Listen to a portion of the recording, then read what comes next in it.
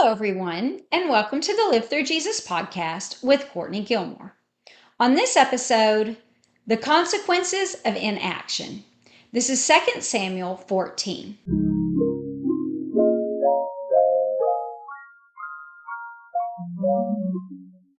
How do you deal with conflicting feelings? How do you decide which ones to act on? Or maybe you decide not to act at all because you don't know what to do. You have all these different feelings. And as opposed to trying to sort them out, figure out exactly what you need to do, you're like, I'm just going to do nothing. I'm going to not think about this anymore. I'm not going to try to feel any of this anymore. And therefore, I'm not going to do anything about it. And then maybe it'll just take care of itself because I can't deal with this. I don't know what to do. Every time I try to think about it, I think, well, I might do this. And then I think, no, because I feel like this. And then it's like, well, okay, then I'll go that route. And then it's, no, but I can't because that would make me feel like this. And so you can't make up your mind. And so you just decide, I'm not going to do anything. I'm not going to think about it anymore. And hopefully it'll work itself out. That is the way that David dealt with his conflicting feelings. It seems like everything that he was trying to figure out to do with Amnon. Remember, we talked about Amnon last week and how he was in love with his half-sister and he cooked up this plan to sleep with her, and when she refused him, he raped her. And David found out about this and he did nothing. And most likely it's because he loved Amnon. He didn't want to, do what needed to be done with that. And he probably didn't want to let the whole world know everything that had happened in his family. But then he was also angry. And so he's just like, I don't know what to do. I love him. I'm mad. I don't want everybody to know. I don't know how to handle this. I'm just going to do nothing. I'll just be mad and do nothing. And he continues this pattern with the next son this week. And because he did nothing with Amnon, Absalom decided he needed to do something himself. And so after 2 years, Absalom is like, I'm still furious. Dad's done nothing. Tamar is in my house and she can't ever marry. And so I'm sure he's watching her every day be upset. And he's thinking someone needs to do something about this. And so he decides that he's going to take matters into his own hands. So it's about the time for him to shear his sheep. And at this time, a lot of the people would have big feasts because they have lots of days that they have to be away from home doing all of these things. And so they would have big parties. And so Absalom decides to have a big party and he invites his whole family. But David's like, that's too many people for you to deal with. I don't think we need to go. And he says, well, can Amnon at least go?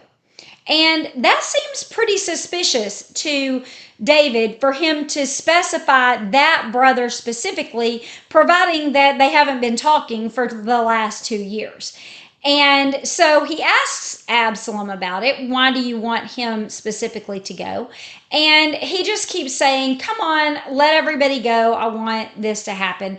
And finally, David's like, fine, the rest of your brothers can go. I'm staying home. I'm not going to go. And so Absalom decides that on this trip, he is going to kill Amnon for what he's done to his sister Tamar. And so he tells his servants, hey, I'm going to get Amnon drunk. And then when I give the order, I want you to kill him. And they must have looked like, wait, you're kidding me. I don't know about this, because he says, hey, you're just following orders. I take all the responsibility. Nobody can blame you for this because you're doing what you were told. And so he gets him drunk, gives the order, and they kill him. Everybody obviously disperses after this, and David gets word that Absalom has killed all of his sons. And so he is distraught, obviously, but Jonadab, remember, he was the cousin that convinced Amnon to cook up this plan anyway. We don't know if he was asking him to rape her, but he knew that he was, getting him to get her alone so that he could sleep with her. And he says, no, Absalom didn't kill everyone, just Amnon. And he decided this the day that Amnon raped Tamar. He was going to make him pay for this. And so that's what happened. And he says, look, as a matter of fact, the rest of your sons are coming up now. And so when the rest of the sons got to David, it says that they all cried together over Amnon. But Absalom knew better than to come home, so he didn't come with the rest of the brothers. He decided to flee to his grandfather's place in Jeshurun, which was across the Jordan River. And remember, he was the king of Jeshurun. And so, David's not going to bother him there, and he's going to go and live with his grandpa. But it says that every single day for the next 3 years, David missed Amnon. But his heart also longed for Absalom. He's lost 2 sons in one day. And so he's got such conflicting feelings. And so his conflicting feelings did not end with what to do about Amnon. Now he doesn't know what to do about Absalom. He misses him, but he's mad and he doesn't know how to deal with it.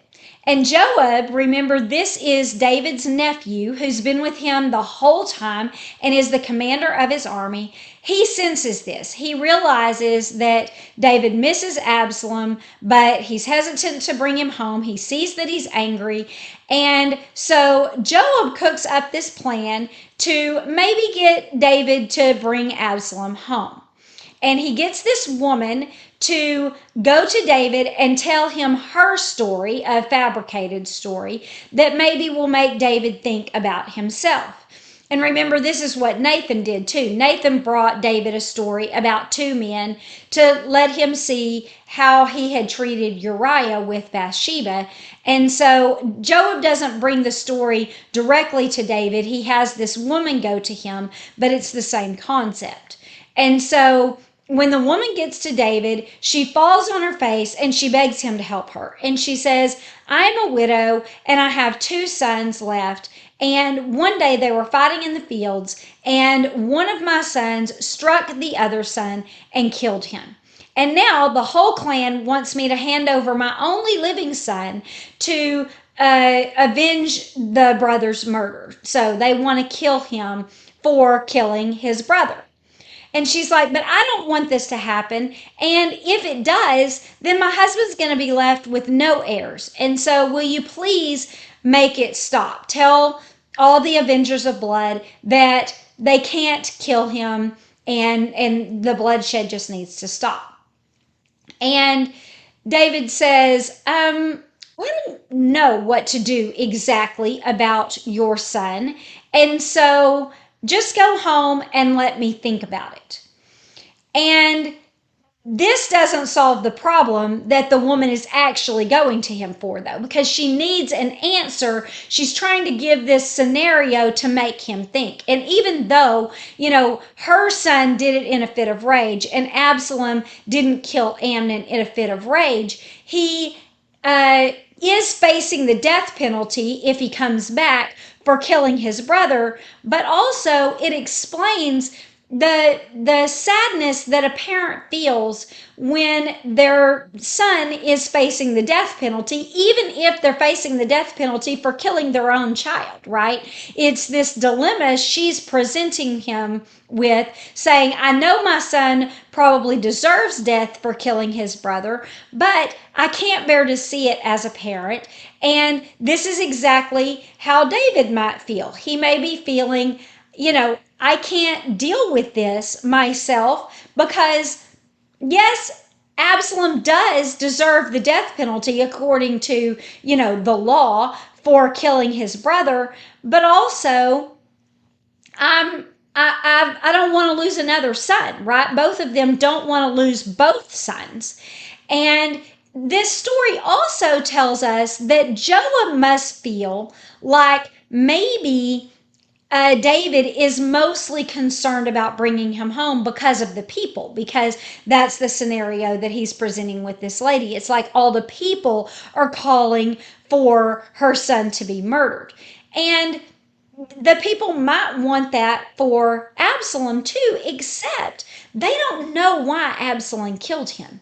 Because if they knew why Absalom killed him, they might think what David might be thinking is that, well, that was justice, uh, depending on what cut off from his people means. Amnon deserved to be cut off from his people, it says, for raping his half sister. And if that means death, then that's what Absalom was giving him. And if it means exile, then yeah, maybe he gave him a little harsher punishment than what he deserved, but David wasn't doing anything about it, and so he took matters into his own hands. And now he's being exiled for what Amnon deserved to be exiled for. And so the people don't know this whole complication, but David does. And so, maybe Joab is thinking that the people would be calling for this death of Absalom. And he's telling David, don't worry about what the people want. You're the king. You can just, waive that punishment. And so if you can understand how this woman feels, and she wants her punishment waived, and you're willing to do that, then you should just do that for Absalom. This is what Joab is thinking. And so they're trying to get him to do that, to say, I'll waive your punishment. And so whenever David says, go home, and I'll, think about it and I'll get back to you, she's like, no, I'll take the blame for whatever happens. Just go ahead and tell me, please save my son's life. And David's like, no, I'm not going to do that yet, but I'll tell you what I'll do. I'll stay it, basically. I'm not giving you a verdict, but I'm not going to allow the people to kill him in the meantime. And so if the people keep harassing you, saying, bring me your son so we can avenge your other son's death, then send them to me, and I will prevent them from doing that until I reach a decision. And then she just plays the desperate mother card. She's like, no, I need assurances that my son's not going to die. Please tell them no more bloodshed. I don't want anyone else to die. Please just make it stop. And so finally David's like, all right, fine. Yeah, no more death. Your son doesn't have to face the death penalty. I'm waiving it all. Mercy on him. Let's move on.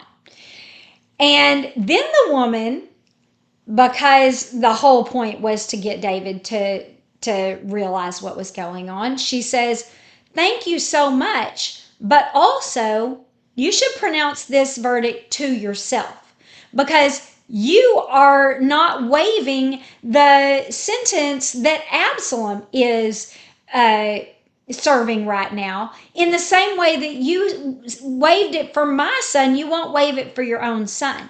And so you should do that, because here's the deal. Yes, he killed your son, but he's dead. There's nothing that can be done about that now. And so killing Absalom to avenge his death does nothing except for give you two dead sons. That's what I was trying to show you in the story. She doesn't tell him that, but she's like, I relate to you, David. Listen, death is permanent, but exile doesn't have to be permanent. This son's still alive. You can still save him from the verdict. He doesn't have to be banished away from you, and you don't have to lose two sons. You've already lost one. There's nothing you can do about it, but you can save this one, just like you just saved mine. And then she brings the story back to her son, because, she doesn't want to look obvious, and she doesn't want to be reprimanding the king for all that long. And so then she says, just like you did for my son, you can do for yours. I had hope, and that's why I came to you, and you did this, and so thank you. Well, now David gets it. Now David realizes what the woman was doing in the first place. And so he says, did Joab put you up to this? And she's like, okay, yes, he did. But he did it for a good reason. He cares about you, and he was trying to reconcile you and your son. And I agree with him. I think that was wise of him to do. And that's why I came and presented you with this story. And so David is done talking to her because he realizes she's not the one to give the answer to anyway. And he turns to Joab and he says, bring Absalom home. Fine, you can bring him home. And then Joab praises him, tells him thank you, says, I appreciate it so much. I'm so glad that you had favor on me, that you listened to me and you're doing this. And then he went and got Absalom and brought him back home. But when he got there, David didn't want to see him. He said he can come back home, but he's going to live in his own house and he's not setting foot in the king's house.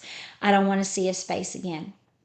And so Absalom went and lived by himself.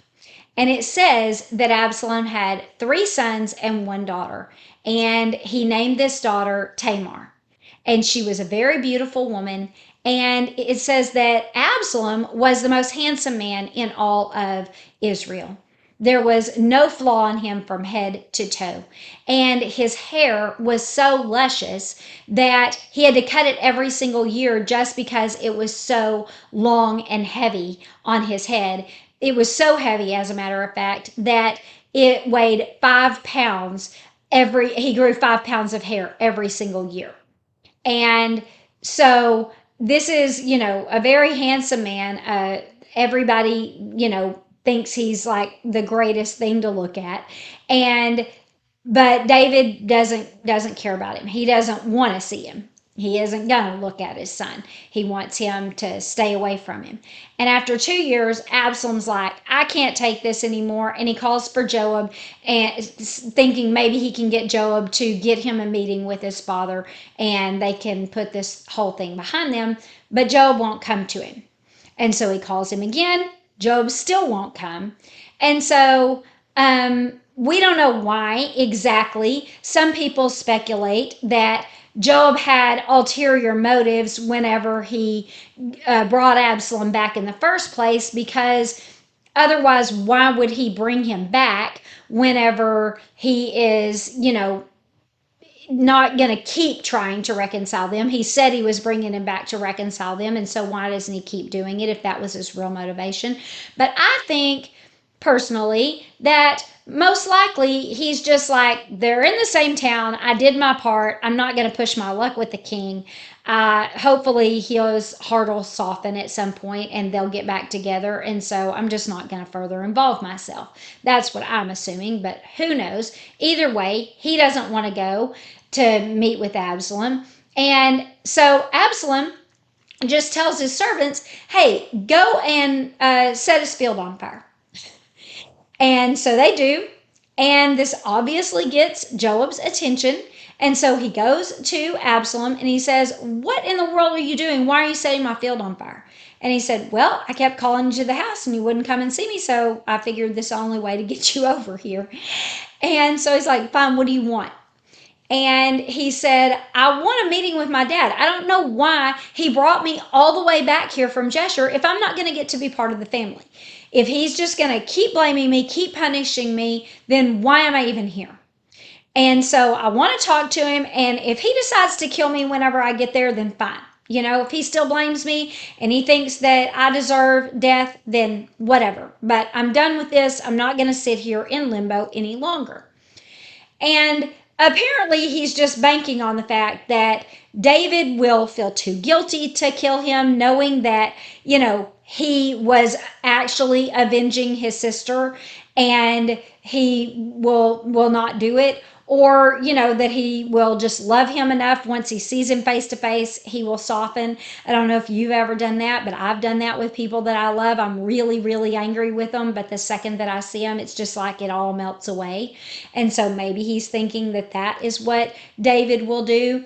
And whatever he's assuming his reasoning will be, we don't know, but David does do it. Whenever he sees him, immediately he kisses him, and we assume that they are reconciled. And we'll see next week if they are truly reconciled, how long it lasts, and who was actually genuine in this situation. But it's too long of a story to keep going in that realm. And I want to just talk about this fact that David didn't deal with Amnon, and that caused Absalom to deal with him. And then also that he didn't know how to deal with Absalom, and so he wasn't going to deal with him either. This is the scenario we were talking about earlier where all of his feelings are conflicted. And so he's just like, I'm just going to do nothing instead. And it just keeps causing problems for him, this doing nothing about it because he doesn't know what to do. And we talked about last week, it makes sense why he didn't punish Amnon. He doesn't know how to punish him correctly. And, maybe it would have been okay for him to grant him mercy if he would have at least called him to him and gotten some sort of repentance from Amnon and then granted him mercy in some regard, some sort of punishment, but not a harsh punishment. Then maybe that would have made sense. But providing that he did nothing, this made Absalom have to take matters into his own hands.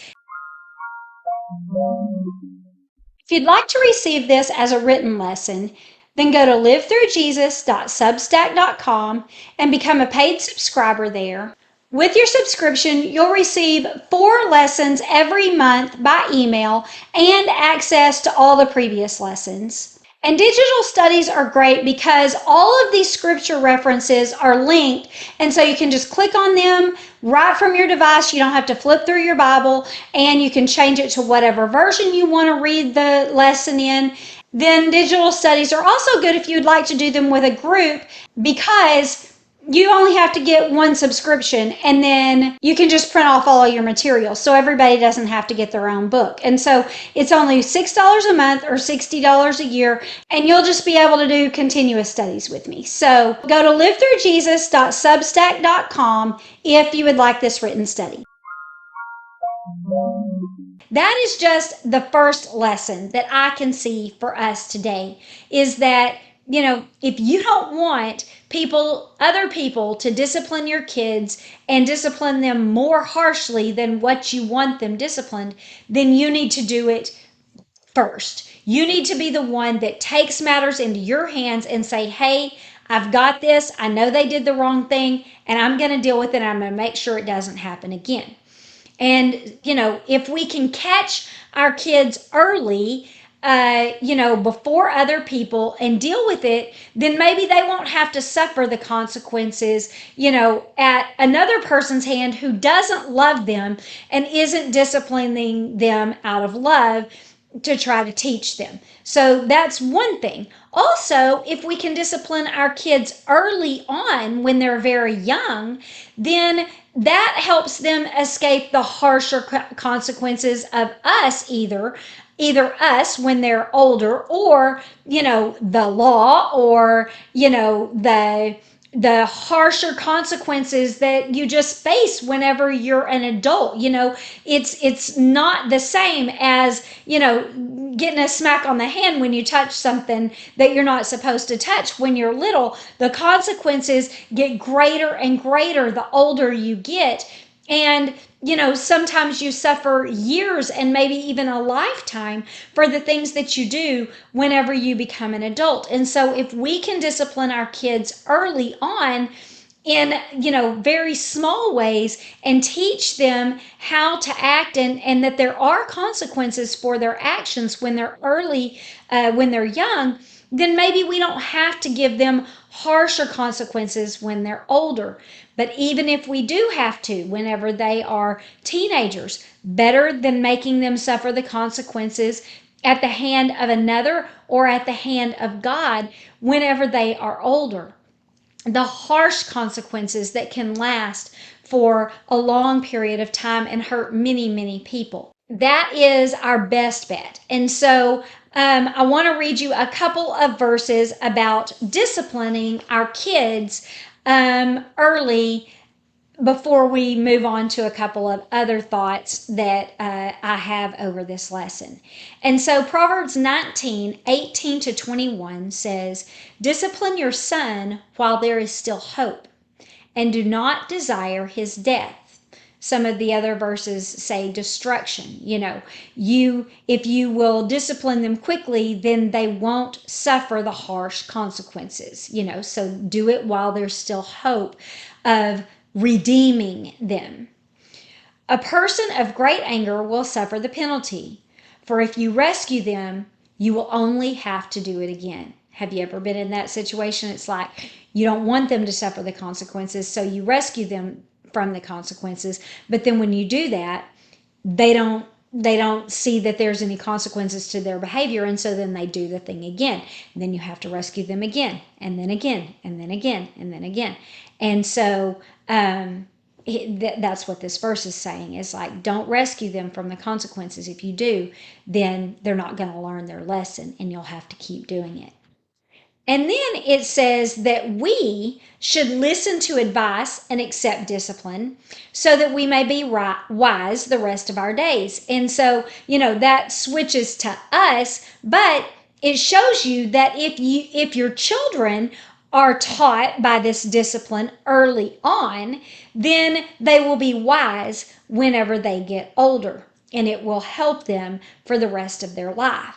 It says, many plans are in the person's heart, but the advice of the Lord will stand. And that's a verse that is going to help us later when we talk about David. So we'll remember that one later, but it was in the same passage. And so I went ahead and read it now. And then Proverbs 29:15 says, the rod and rebuke will give wisdom, but a child left to himself will bring shame to his mother. That's what happened to Amnon.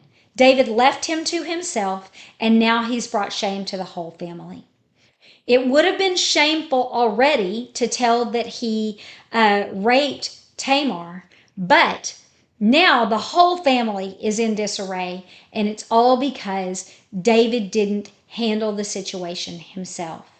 And then down in verse 17 of chapter 29 in Proverbs, it says, correct your son, and he will give you rest. Yes, he will give delight to your soul.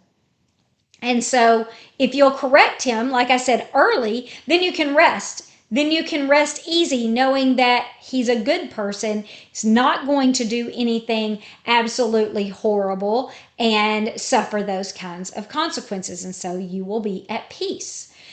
And so disciplining him early is what David should have done, disciplining himself so that he didn't have to be, justice didn't have to be served at the hand of Absalom in a much harsher way than it was by David. And so that's the first lesson that we can learn.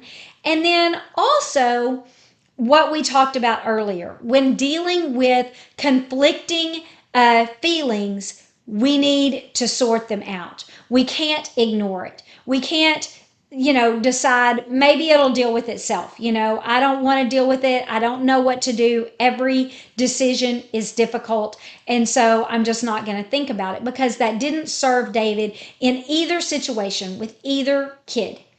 It left Amnon open to a harsher consequence, and it left Absalom in limbo. He's exiled for something that his brother did, basically. I mean, he's exiled for what he did, obviously, but he's serving the consequence of that Amnon should have served, of exile or death, like I said, depending on the meaning of cut off from your people. But if it was death, Absalom is now facing that consequence also. So he's serving the consequence of exile and facing the consequence of death, all the consequences that Amnon was supposed to face. And all of that could have been solved if David would have just dealt with it early and sorted through his feelings. But also, now Absalom is in limbo, because he is, first of all, David doesn't deal with it when he's in exile. And then when he brings him home, he won't forgive him. And so it's like, okay, I agree with Absalom. What did you bring me here for then? You brought me back home, presumably to forgive me, to be part of the family, and then you can't forgive me. You're still angry. And so you are still holding on to both feelings. David would not let go of the anger that he had for Absalom, even though he was trying to forgive him, seemingly forgiving him, he couldn't let it go. And so he never let by never letting go of one of the feelings, just making a decision and then saying, this is the feeling that I'm going to act on, and I'm going to dismiss the other one and let it go. David never did that. He just kept them both in his heart at the same time. And I don't know if you've ever done that, but if you've ever done that, they aren't ever dealt with. What ends up happening, I have done this before. I've decided, oh, I'm not going to say anything because I shouldn't, because I, shouldn't be so angry, or I shouldn't deal with it in the wrong way. And so I'm just going to keep my mouth shut. But instead of saying I'm going to keep my mouth shut and decide that it's not that big of a deal, or decide that, I'm going to handle it in a different way, instead of doing that, I just say, I'm not going to say anything about this, even though I'm furious, even though my feelings are hurt. And so then the next time that it comes up, then I suppress it again. Don't say anything. You said you weren't going to say anything, even though this hurts your feelings. And then after a few times of that, you blow up. You definitely handle it in a worse way than you should have before, because you've been letting this build up inside the whole time. Or maybe, sometimes you feel that way, like I said, but then in the meantime, whenever that feeling isn't being brought up over and over again, in the meantime, you're like, I'm glad I didn't say anything, because I do love this person and I don't want to hurt their feelings. And so it's good that I didn't say anything. And then they do it again. And then you're like, no, I want to say something. I'm so mad at them. And then you're like, no, don't say anything. And you just keep going back and forth between those two things. And it makes you in total chaos and confusion. That other person knows there's something separating you. You never feel completely comfortable with them. Your relationship isn't mended, but it's also not hostile. And so everyone is in limbo. That's not a good way to handle it. And so I'm not saying that we should just act out in anger, or, completely just let everything go and never be mad about it. But God disciplines David even though he forgives him. We saw that with Bathsheba. God forgave him. He gave him another son. He allowed him to, the whole situation to be redeemed in that situation. But he still didn't let that first son live. And he still gave him 3 other consequences, because he wanted David to see what he had done was really wrong. And David repented and, went to God and told him that he was sorry for the things that he did. Amnon never did that. And Absalom didn't have an opportunity to do that because his dad wouldn't let him come back. And so, David could have, and I think we do that too. We think we have to choose between the two. We have to either be angry and lash out in anger, and so our punishment is going to be in anger, or our confrontation is going to be angry, and we have to act in that way, or we just have to let it go and just be passive and just don't say anything and just eat it, just stuff it down inside, and don't make them serve the consequence for it, or don't tell them how bad it hurts your feelings or how upset you feel. And both of those are wrong.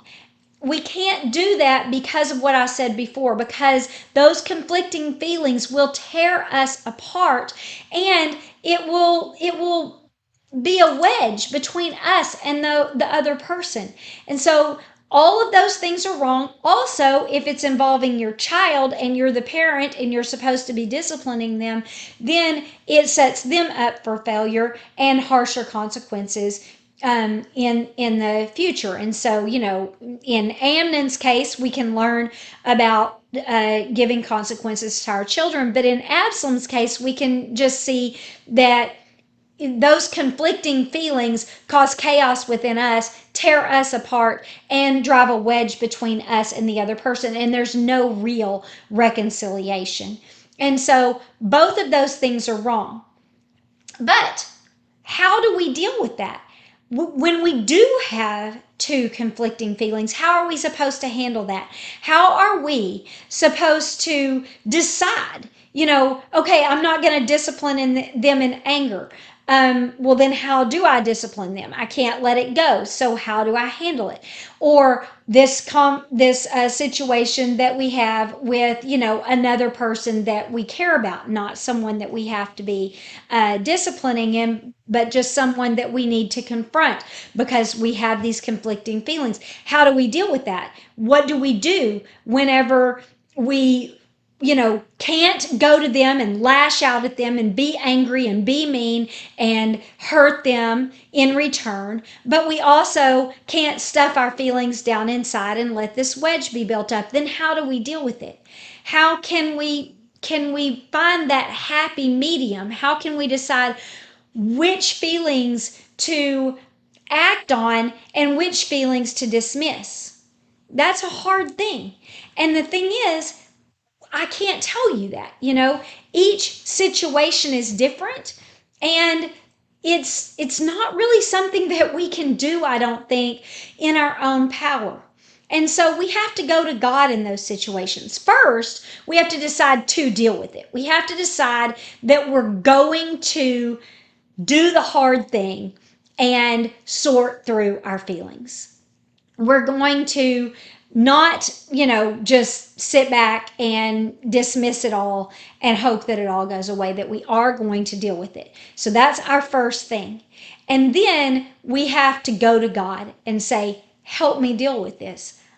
I have all these different feelings. I don't know which one of these things to act on. I don't know what to do when I do something about it, and I need your help. And seek God's heart on the matter. See what his feelings are. Is he angry? Is he seeking mercy? Does he think this person deserves mercy? Does he think that they need a punishment?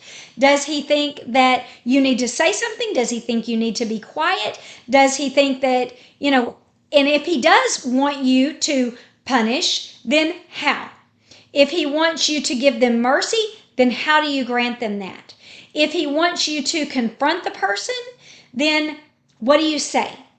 If he wants you to keep quiet, then how do you keep quiet without stuffing those feelings down? How do you say, I'm keeping quiet because I shouldn't be upset about this, because I understand why the person did this and they didn't do it to hurt my feelings, and so I'm not going to hurt them in return by bringing it up or whatever. Whatever the case is, let God guide you. Go to him and just say, how do you feel about this? Which one of my feelings do you agree with? And what do you think I should do about it? And then pick a course of action that you believe God is showing you. Read his word and learn his character so that you can see what might God do in a situation like what I'm dealing with. And then pray and say, change my heart to make my heart like your heart. I want to have the same heart as you have in this situation. I've done this before, and it's a crazy thing how God can change your heart when you just say, I don't know how to feel about this. As a matter of fact, when I asked God to do this, I wasn't telling him that I didn't know how to feel about it. I felt pretty strongly in the way that I was feeling, but I also knew that my husband felt completely different than me. And so, my instinct is to say, God, I'm right and he's wrong. Help him to see that he's wrong, But I knew that was wrong. I knew that wasn't the right prayer. And so I just started asking God, please help us both feel like you feel about this situation. Give me and him the same heart, which is your heart. And I prayed that over and over and over again until one day, all of a sudden, I thought, I don't really feel the same way as I used to feel. As a matter of fact, I kind of think I feel like my husband does. I think that I'm okay with this now, and I used to not be okay with this. And I was like, God answered my prayer. God changed my heart. He didn't change my husband's heart. He changed my heart. And so God can do this. God can give you the heart that He has if you'll just ask Him. Say, I don't know which one of these feelings to act on. I don't know which one of these feelings are right or wrong. I don't know if I have right or wrong feelings. Maybe all of these feelings are right, but they're conflicting and I need to sort through them, work through them, figure out how to proceed. And I just need you to show me how. I need you to give me your heart in this matter and then direct my path. Show me how I need to proceed. And so Psalm 25:4 says, make me know your ways, Lord. Teach me your paths. Perfect prayer. Not long and elaborate, just make me know your ways, Lord. Teach me your paths. Help me know your way and show me how to proceed. That's your path. That's the path that God wants you to be on. Show me your path. Teach me your path. And then Psalm 119:105 says, your word is a lamp to my feet and a light to my path. So God's word will illuminate your way. It will show you the way. It will light it up. And so go to God's word, and before you read it, say, Lord, teach me what you want me to do. Illuminate the answer in your word. Reveal it to me. And then show me the path that I can't see right now. You know, give me a light in my eyes so that I can see what I couldn't see before. And then read His word and keep reading, keep praying until you've sorted through your feelings and God has shown you the direct path that you need to go in. And then when He does that, then you can move forward confidently and you'll be able to say, this is what God wants me to do. This is how God wants me to feel. And you'll be able to dismiss the other feelings so that they're not coming back and so that you're not halfway doing it. You know, that's what David did, is that he couldn't completely forgive Absalom. Nothing that he did was he able to act on fully. You know, maybe every now and then he thought he might want to do something, but he couldn't ever pull the trigger and just fully commit to one way or the other. And we don't want to be like that, but we won't be like that if we know that we're doing the right thing. If God has worked on our hearts, I have a gnat flying in my face. If God has worked on our hearts and helped us to dismiss those other feelings and then given us a clear path that we can be confident in, then there's no reason for us to be wishy-washy anymore. No reason for us to be conflicting. No reason for us to go this way and then that way and this way and then that way. God will show us the clear, straight path to go on if we will ask Him, and then we don't have to wonder anymore. Then we can stay on that straight path and we can walk it confidently. The reason that David couldn't walk the path confidently is because he had two conflicting feelings within his heart. He was of two minds. And when we're of two minds, we can't decide which way to go. And so we're never walking a straight path. And nothing we do is going to be done in confidence. It's all going to be half-hearted. And the last thing you want to do whenever you're dealing with a relationship with a loved one is be half-hearted. And so I'm going to read you two more verses and then we'll close. James 1:5-8 says, if any of you lacks wisdom, let him ask of God, who gives generously to all without reproach, and it will be given to him. But he must ask in faith without any doubting. For the one who doubts is like a surf of the sea, driven and tossed by the wind. For that person ought not expect that he will receive anything from the Lord, being a double-minded man, unstable in all his ways. So ask God for wisdom. If you don't know which way to go, ask Him for wisdom. And then trust that He's going to give you that wisdom. And if you will trust in that, then you will receive that. But if you don't trust God to help you, you're going to remain in that unstable state. And God's not going to give you one mind in the situation. You're going to be double-minded, and God's not going to help you. And if you're double-minded regarding God, if you're not trusting him, if you're like trusting him and then distrusting and back and forth, then you can't expect God to give you anything. And so go to God, ask him for wisdom, and expect that he's going to give you answers. Look for them, and commit to them once you find out what they are, so that you're no longer double-minded and unstable. And then James 4:8 says, draw close to God and he will draw close to you.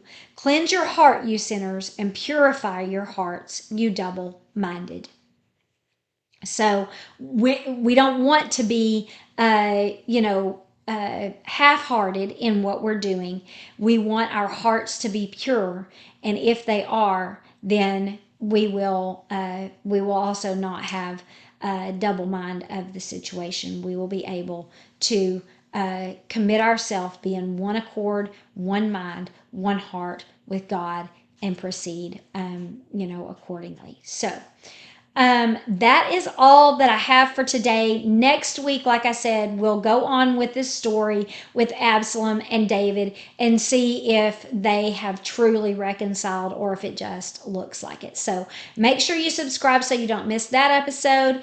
And then if you want the blog post that goes along with this episode, then become a free subscriber to livethruJesus.substack.com, and I will email you the blog post that goes along with this. It doesn't do the whole lesson, so if you want the whole lesson, you'll have to be a paid subscriber, like I said before. But if you just want to read what you can learn from this lesson in a little deeper detail, then become a free subscriber. And then also you can subscribe to the separate YouTube and podcast channel, Live Through Jesus Weekly Devotions, where I will teach that blog post in just a short devotion that, is much quicker than the lessons that I do here. And so that is on Live Through Jesus Weekly Devotions on YouTube or podcast. And then last thing, join me on social media at Live Through Jesus, and I'll be posting scriptures from this lesson